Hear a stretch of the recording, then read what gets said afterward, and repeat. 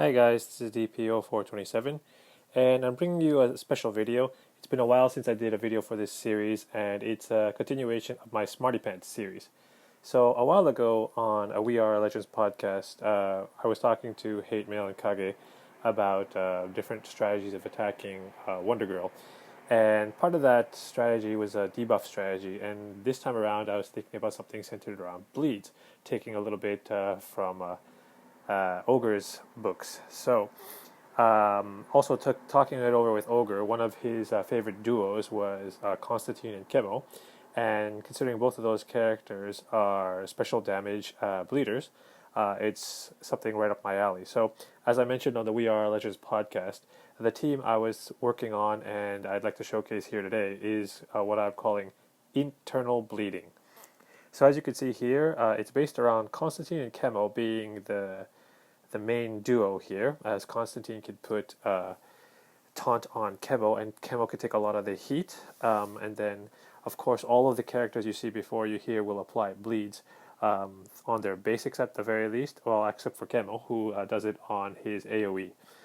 And Dr. Poison is another special damage bleeder, and she also rounds out the affinity balance for this team, and she's also a big part of the damage and the slow burning effect that the bleed teams do have. And she also is a workhorse, considering her passives do a tremendous amount of damage with all the bleeds that are flying around with this team. Silver Banshee is the last addition here to round out the team of special damage characters that can actually apply bleeds. Now, she also brings some utility to the team because she also gives you some purging, and she also gives you a nice AoE on top of her regular damage.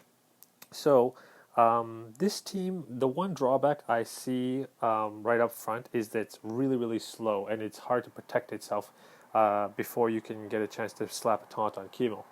So, another alternative to this is switching out Silver Banshee for Harlequin Mad Jester. That way you can get some taunting going at the very start of the match so that you can protect the other three characters so that they can have time to set up.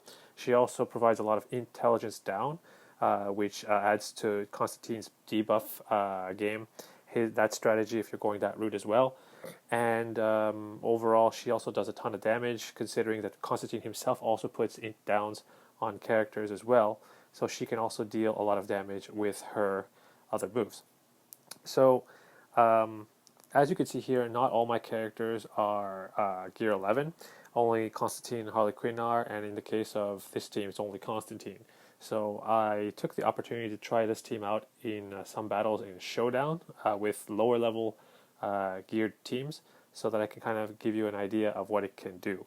Hopefully at a full Gear 11, it'll be reasonably competitive in regular PvP, and considering none of these characters really work with a ton of buffs, it really shouldn't have any reason to affect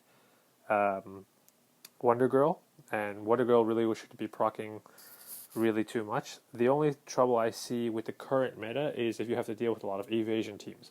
But it should be okay, all things considered, if you can get taunting on Chemo, as most of those evasion teams are very red heavy and they won't be doing a lot of damage to Chemo. So, with that, let's get into some matches.